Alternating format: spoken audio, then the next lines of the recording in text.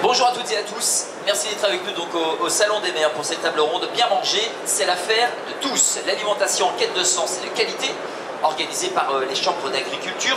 Comment rendre accessible l'offre alimentaire locale? Comment les chambres accompagnent-elles les collectivités dans le manger mieux, état des lieux, enjeux sur les territoires, retour d'expérience avec des élus qui nous font le plaisir d'être présents pour cette table ronde, avec aussi conseillers et des agriculteurs. Avec moi pour en parler, j'ai le plaisir d'accueillir Magali Somad. Bonjour Magali. Bonjour. Vous êtes présidente de la Chambre d'agriculture du Gard, référente Restoco pour les chambres d'agriculture. À vos côtés, Jean-Marie L'Enfant, agriculteur et président de Bienvenue à la Ferme. Bonjour Jean-Marie. Bonjour. Et puis Jean-Michel Montel, maire de Bénat en Corrèze. Et on retrouvera tout à l'heure, dans quelques instants, Rémi Rillet, qui est maire du Challenge, vice-président de la communauté de communes de la vallée de la Haute-Sarthe dans l'Orne.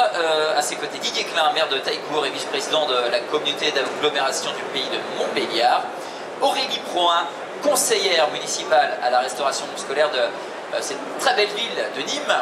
Et Jérôme Papex, conseiller promotion et projets commerciaux à la Chambre d'agriculture du Gard. Et puis bien sûr, on donnera un temps de questions-réponses avec le public présent ici dans cet espace atmosphère pour cette table ronde à l'occasion du Salon des...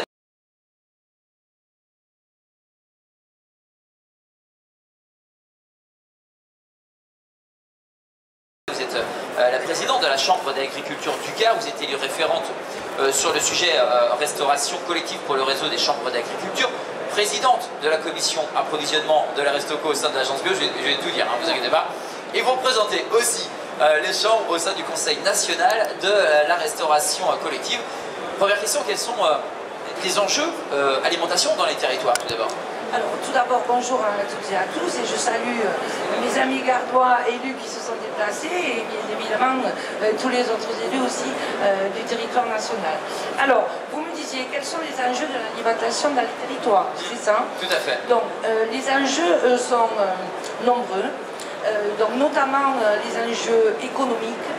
Et l'alimentation dans les territoires, c'est une des meilleures façons d'animer les territoires ruraux, et en collaboration, bien évidemment, avec les collectivités, donc en se tournant vers l'avenir et en menant la qualité et la proximité dans la restauration collective entre autres. Alors ça représente quoi la restauration collective? Alors, aujourd'hui, peut-être peu de gens le savent, la restauration collective, c'est près de 4% de la restauration hors domicile.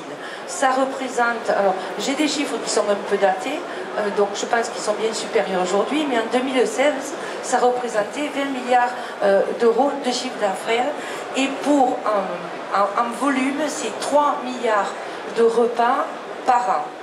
Donc qui dit 3 milliards de repas, on imagine en face les volumes et les productions que l'on peut y retrouver bien entendu. Avec un élément contraignant quand même, on peut le rappeler. Alors, aujourd'hui, les contraintes que nous avons et que les collectivités ont, d'abord en premier lieu par rapport à ce sujet, c'est la réglementation, notamment des marchés publics, avec des contraintes majeures pour y répondre. Et la loi Egalim, je dirais, vient renforcer, mais là dans le bon sens, l'approvisionnement de la restauration collective, puisqu'au 1er janvier 2022, donc il faudra que ces collectivités atteignent le seuil à minima de 50% de produits bio, locaux, sous SICO et entre autres. Alors voilà, pour les enjeux, quel est le rôle des chambres dans l'accompagnement des collectivités? Je sais qu'il y a de nombreux élus ici dans l'Assemblée. Alors, le rôle des chambres sur ce sujet est fondamental auprès des collectivités.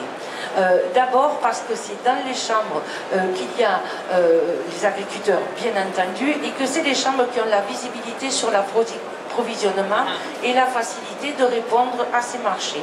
Et moi, le souhait que j'ai sur l'ensemble et sur le réseau national, c'est qu'on arrive à une agriculture vertueuse dans ce sens, de façon que grâce à ces marchés, déjà, on arrive à installer des jeunes, à maintenir des agriculteurs, à répondre à l'attente des collectivités en termes d'alimentation, de développement économique.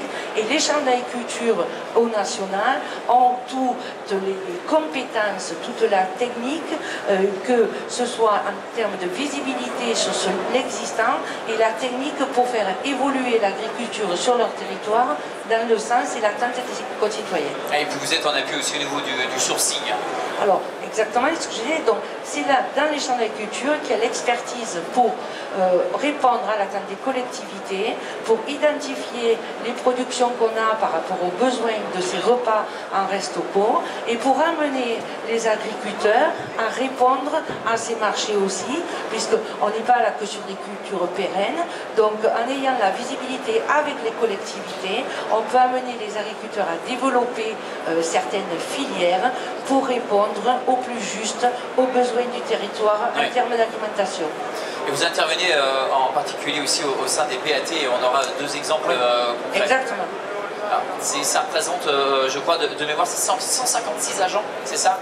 Alors, exactement, oui, si vous me le dites. Ouais, c'est voilà. agents du réseau chambre. Alors, ce que je veux dire, c'est que les chambres d'agriculture, alors les PAT, programmes alimentaires territoriaux, on en parle depuis longtemps, et je dirais peut-être que c'est la crise sanitaire qui a permis de les mettre plus en évidence et de le relancer par rapport à la demande nationale, et notamment du ministre de l'Agriculture et du président de la République. Donc aujourd'hui, toutes les chambres sont très actives sur cet axe-là, auprès des collectivités, pour les accompagner au mieux sur la question de l'alimentation, mais les PAT, c'est pas que l'alimentation. Donc encore une fois, pourquoi les chambres? Parce que c'est elles qui ont l'expertise, et le niveau départemental est fondamental, encore plus demain, je dirais qu'aujourd'hui et encore moins qu'hier, parce que c'est elles qui ont la visibilité sur la ressource humaine, la ressource des productions, et pour encore une fois répondre au mieux à l'attente de nos concitoyens. Et il y a une question prégnante des élus, c'est la question du foncier.